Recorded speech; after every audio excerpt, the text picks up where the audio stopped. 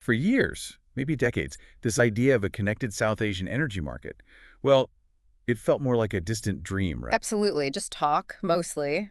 But today, we're actually digging into something real, a genuine breakthrough. We're talking about the first ever power exports flowing from Nepal to Bangladesh. A really historic development. Yeah, and this deep dive is all about that.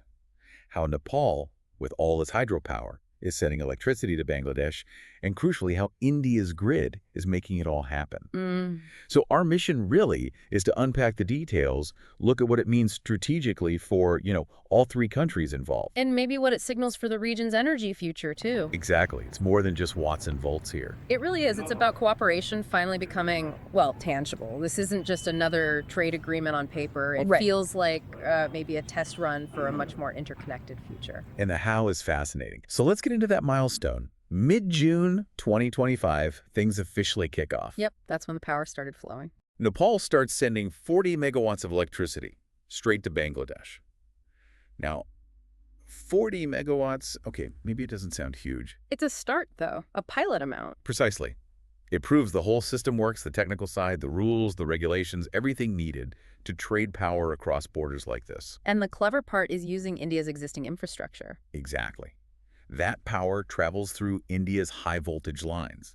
Think like the Tulkabar-Muzaffarpur line we've talked about before. So they're using what's already there, but for a completely new cooperative purpose. Which makes sense. Building new lines specifically for this first step would be a lot. A huge undertaking. And this whole thing didn't just happen overnight, right? This comes from a specific deal. Right. It's built on a formal agreement, a tripartite deal signed back in October 2024. Okay, so who are the main players signing on the dotted line? You've got the Nepal Electricity Authority, obviously. Makes sense. Then the Bangladesh Power Development Board. Their counterpart. And the crucial third party, India's NTPC Vidyut Vyapar Nigam. Let's call them NVVN.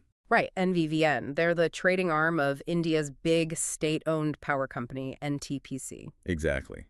And their role is pivotal. They're essentially the intermediary here. So they handle the transaction, buying from Nepal, selling to Bangladesh? Pretty much, yeah. They manage the complex bits, the commercial arrangements, the technical coordination across that shared grid. You have to imagine the sheer complexity behind that. Years, probably, of talks, engineers, diplomats. Oh, for sure. Getting grids synchronized, policies aligned across 3 different countries. It's definitely more than just plugging in a cable. It's about building trust, finding that shared vision. And we should also mention this isn't Nepal's only export right now. Ah, right. They're also sending power to India itself. Yep, 80 megawatts going into Bihar, India, which again highlights India's central role. They're not just letting power pass through. They're actively building the infrastructure needed for these kinds of cross-border flows. So, stepping back, let's look at the bigger picture, the strategic importance. Even if 40 megawatts is just the start, for Nepal, this is huge, isn't it? Oh, absolutely. A strategic shift. For so long, they've had this massive hydropower potential. Untapped potential, mostly. Exactly. Not enough demand at home and not enough ways to get the power out. This deal changes that narrative. It's revenue, yes, but it's more. It establishes them. Establishes them as a credible energy exporter, sets a precedent for potentially much larger projects down the line. Could attract investment, too. Okay, and what about Bangladesh? What's in it for them? Well, for Bangladesh, it's about energy security, definitely, but also sustainability. Greener power. Greener power, exactly. Accessing hydropower helps them diversify away from fossil fuels, which is, crucial for them. Supports their economic growth, helps meet climate goals.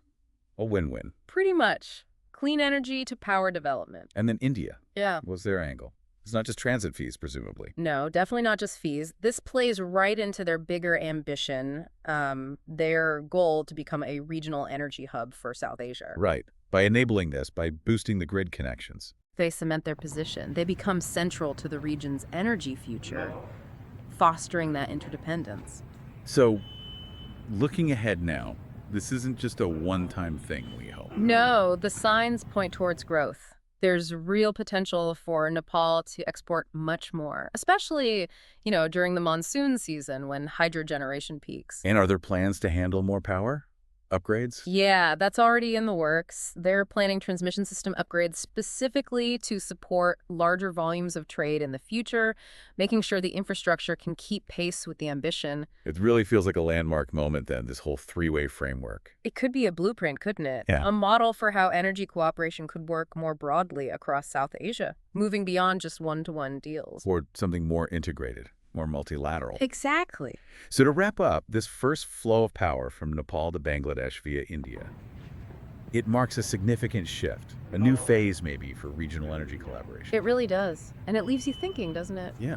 About what? Well, thinking about how this kind of energy cooperation might actually reshape things, economically, maybe even politically, across South Asia. Interesting point. And looking even further, if they can share electricity like this, what other resources might eventually be shared through similar cooperative frameworks in the future? Something for you, the listener, to consider.